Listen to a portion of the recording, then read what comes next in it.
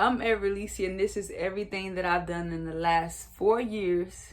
I know I was about to put 8, but 4 years to get my credit score from 480 to 765. So number one, I'm gonna get straight to it. So I reviewed actually what was going on, what was my score, what was my report, to see what was going on, because for many months I had stopped looking all together because I had just got so overwhelmed. And I believe that when I stopped looking at a lot of things to get worse, because there were still a lot of things that were happening on my report that was still in my grasp, because I stopped looking all together, I allowed it to get too far. And when I reviewed what was going on, I realized there was still a card that I could salvage. So I reached out to that creditor, and they said because I had 2 cards with them, I had to, one had already went to collections, I had to settle this one in order to keep the second one. So I did that, so I didn't have to start all over complete with all of my cards. So I still had that card.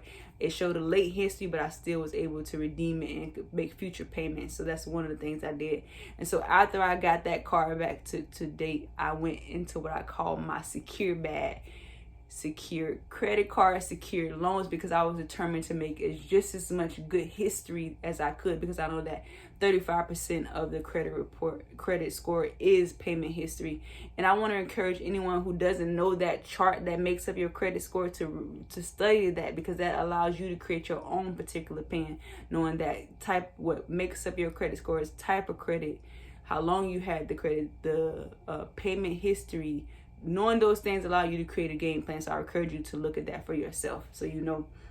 And then once I did secure, I got into what I call authorized user. But I found a great authorized user, not just any authorized user. And that's so important, because I rather, if you can't find a great authorized user that'll let you piggyback off their credit, just don't do one at all, because sometimes it can end up working in the opposite way. Because just as we can benefit off their good, we can benefit off their bad, and we can get it off, but you don't want to have to go through the process.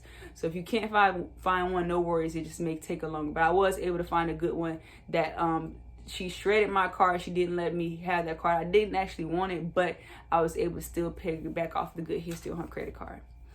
So look, I got a cheat sheet here, because y'all know it's been 4 years, and I want to make sure I get all the information for y'all. So after I got an authorized user, I disputed things that was not mine, things that was fraudulent. I had someone help me with that process, because I realized I have sisters that have similar names to me, and there was things that they didn't sign me up for, and things that I didn't sign myself up that was still showing. And I think because our names are just so similar and we share addresses, so I made sure I got all the things that weren't mine. That did give me a boost, not as much as I hoped, but it did still help me in the process.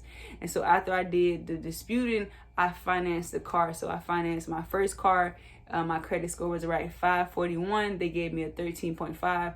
I did a video on how I refinanced that eventually, but I kept that car note for a year until I was able to get my credit score up to 640-ish, and I refinanced under a better rate.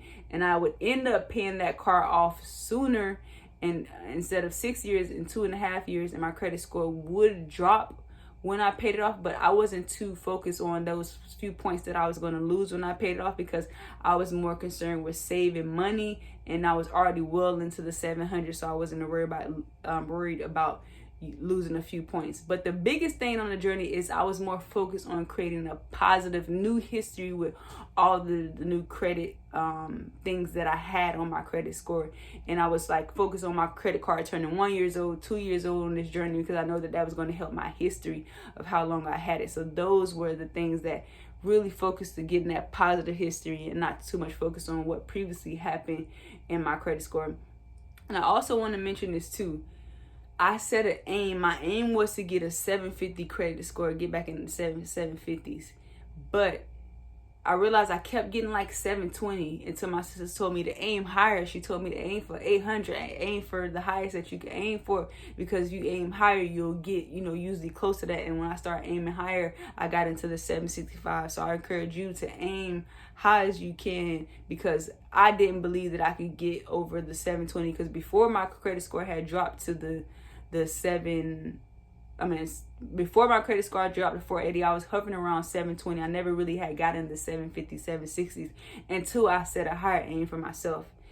And so that's all I want to share today. I hope that this information hasn't been overwhelming. I hope that you feel that you can too go from that 480 or whatever score you is to get back into the highest score or beyond your wildest dreams.